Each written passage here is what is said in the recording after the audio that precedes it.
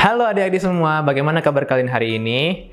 Nah, untuk di pertemuan kali ini, kakak akan menemani kalian untuk membahas materi tentang perubahan iklim. Nah, kira-kira kakak mau tanya dulu sama kalian, kalian tahu nggak sih apa itu yang dimaksud dengan perubahan iklim? Kalau tidak tahu, mari kita bahas bersama-sama ya. Nah, langsung saja, kakak akan membahas mengenai perubahan iklim, pengertian secara umum. Kalau kita bicara mengenai perubahan iklim, adalah suatu fenomena yang terjadi pada perubahan jangka panjang dalam suhu ataupun pola cuaca tertentu. Nah, pergeseran ini terjadi secara alami, seperti melalui variasi siklus matahari. Namun, pada saat tahun 1980-an dan sekitarnya, aktivitas manusia ini telah menjadi penyebab utama perubahan iklim, terutama akibat dari pembakaran bahan fosil seperti batu bara, minyak, gas, dan bahan kimia lainnya.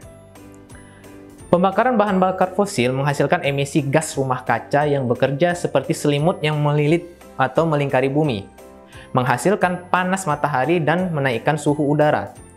Contohnya, emisi gas rumah kaca yang menyebabkan perubahan iklim termasuk karbon dioksida dan metana.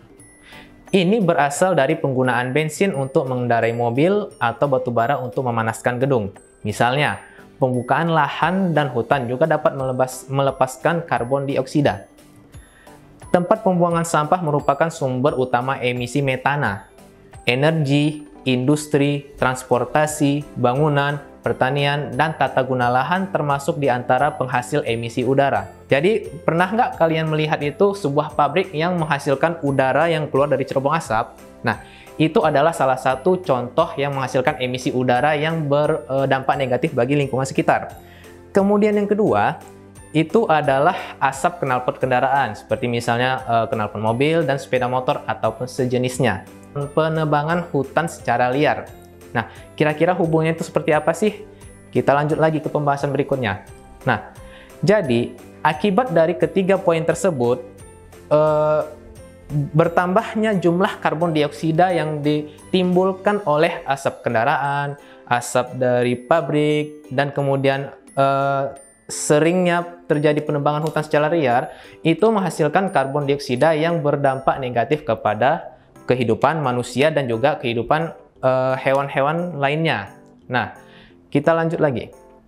Nah, kira-kira dampak perubahan iklim itu apa aja? Yang pertama, kalian sudah bisa merasakan, bukan hanya kalian sih, kakak juga termasuk. Sudah pasti kita sudah merasakan bagaimana cuaca di tempat tinggal sekitar kalian itu bagaimana. Terkadang bisa panas, kira-kira panas, betul-betul panas, tapi ketika saat cuacanya hujan, itu benar-benar sangat dingin melebihi dari suhu kutub utara. Nah, kemudian badai yang lebih hebat.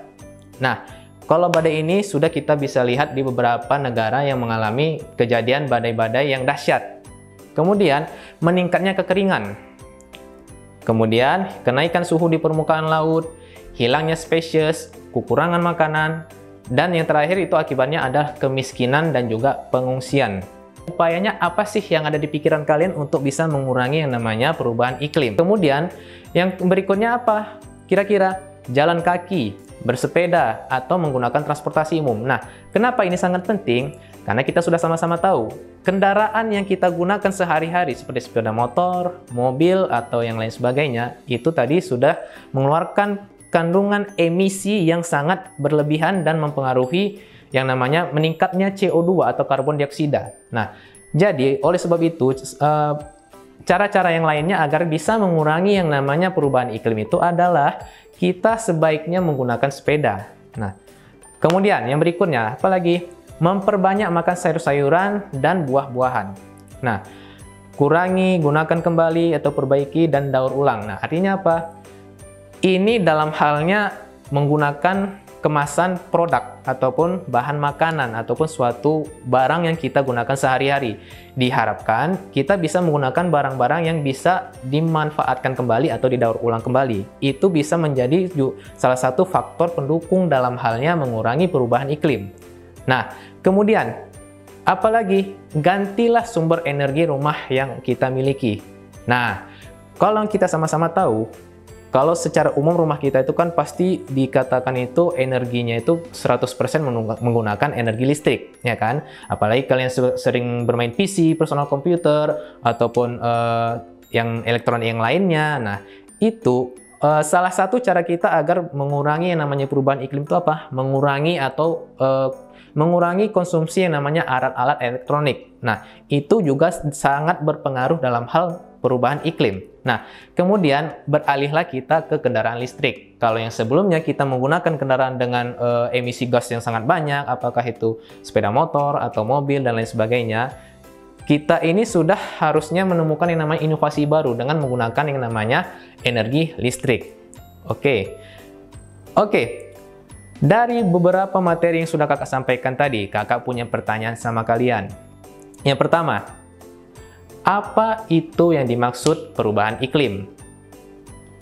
Kemudian, yang kedua, dari manakah datangnya itu emisi karbon dioksida?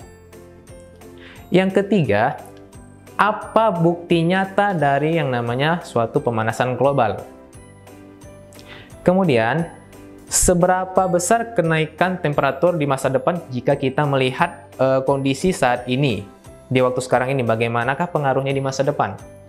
Kemudian yang kelima, apa dampak perubahan iklim bagi kehidupan sehari-hari? Oke, silakan kalian jawab, kakak tunggu di komentar ya.